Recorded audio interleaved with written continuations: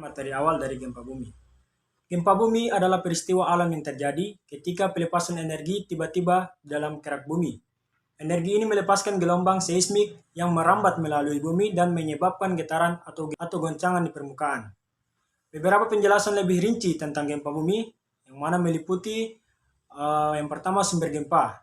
Gempa bumi terjadi ketika ada ketegangan di dalam kerak bumi yang melebihi daya tahan batuan. Hal ini dapat terjadi karena pergerakan lempeng tektonik, aktivitas gunung berapi, atau bahkan aktivitas manusia seperti pengoboran minyak dan gas bumi. Gempa bumi ini disebabkan dari pelepasan energi yang dihasilkan oleh tekanan yang disebabkan lempengan yang bergerak ke satu arah atau bisa lebih. Semakin lama itu kian membesar dan akhirnya mencapai pada keadaan di mana tekanan tersebut tidak dapat ditahan lagi oleh pinggiran lempengan. Pada saat itulah gempa bumi akan terjadi.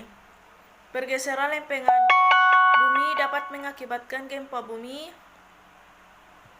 karena dalam peristiwa tersebut disertai dengan pelepasan sejumlah energi yang besar.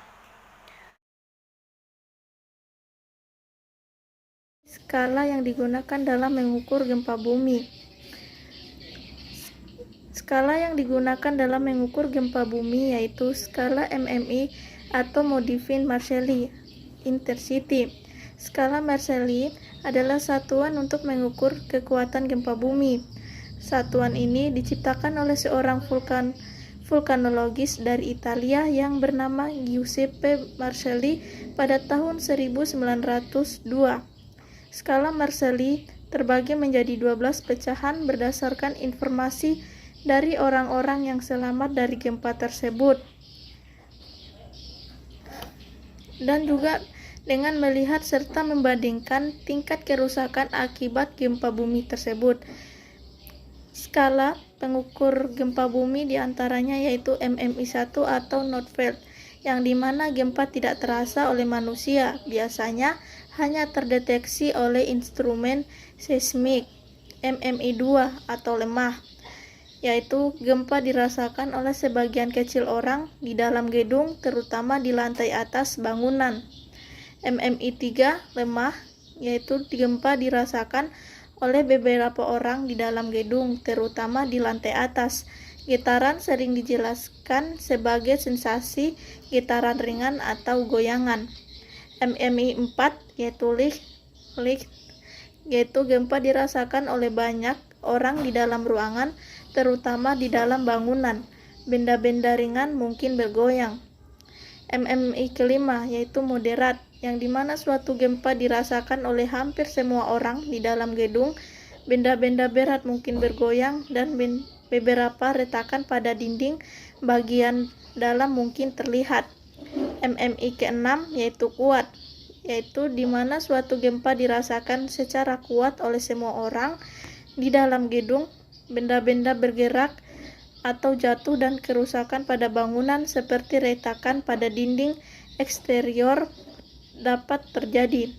MMI 7 yaitu sangat kuat, yaitu dimana suatu gempa dirasakan sangat kuat oleh semua orang di dalam dan di luar gedung. Benda-benda berat bergoyang atau jatuh dengan kerusakan signifikan pada bangunan mungkin terjadi. MMI ke-8 yaitu parah, yang dimana gempa dirasakan sangat kuat oleh semua orang. Bangunan yang tidak dirancang dengan baik dapat mengalami kerusakan serius. MMI ke-9 yaitu kekerasan. Gempa sangat kuat dan mengakibatkan kerusakan parah dan bangunan yang kuat mungkin rusak, sedang dan bangunan lemah bisa runtuh sebagian. MMI 10 yaitu ekstrim, yaitu dimana gempa bumi pada tingkat ke MMI ke-10 ini sangat destruktif. Bangunan kuat dapat mengalami kerusakan berat dan banyak bangunan lainnya akan hancur.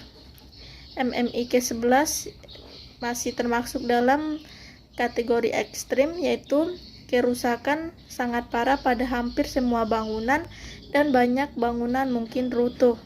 struktur tanah mungkin mengalami perubahan signifikan. MMI yang terakhir masih termasuk dalam kategori ekstrem, yang dimana suatu kerusakan total terjadi, bangunan hancur, jembatan runtuh, dan tanah mungkin mengalami kerusakan. Bagaimana proses dampak dan mitigasi dari gempa bumi itu sendiri? Baik, yang pertama adalah kerusakan struktural. Kerusakan struktural itu meliputi kerusakan jembatan, kerusakan akses jalanan, dan kerusakan maupun rumah-rumah warga. Kenapa? Karena itu gempa bumi itu berkaitan langsung oleh aktivitas manusia. Begitu. Masuk ke dampak yang kedua, yaitu korban jiwa yang cedera. Kenapa dimaksudkan korban jiwa yang cedera? Karena gempa bumi menyebabkan korban jiwa pada luka-luka manusia itu sendiri. Yang ketiga ada tsunami. Tsunami adalah sebuah gempa bumi yang dapat menyebabkan tsunami mengancam wilayah pesisir. Itu disebabkan oleh gempa bumi itu sendiri.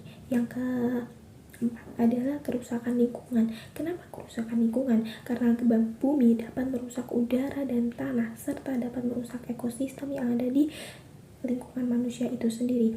Selanjutnya adalah kerusakan ekonomi. Kerusakan ekonomi di sini dimaksudkan kerusakan fisik yang ketidakstabilan ekonomi dapat merugikan suatu daerah. Selanjutnya ada gangguan sosial. Gempa dapat mengganggu tsunami sosial dan psikologis manusia, di mana gempa tersebut dapat mengganggu aktivitas serta pola pikir manusia itu sendiri. Selanjutnya ada kehilangan aset. Kenapa kehilangan aset? Karena gempa bumi dapat merenggut semua apa yang manusia itu telah lakukan. Manusia itu telah bekerja keras, lalu gempa bumi datang dan menghanguskan apa yang telah kita bangun. Begitu.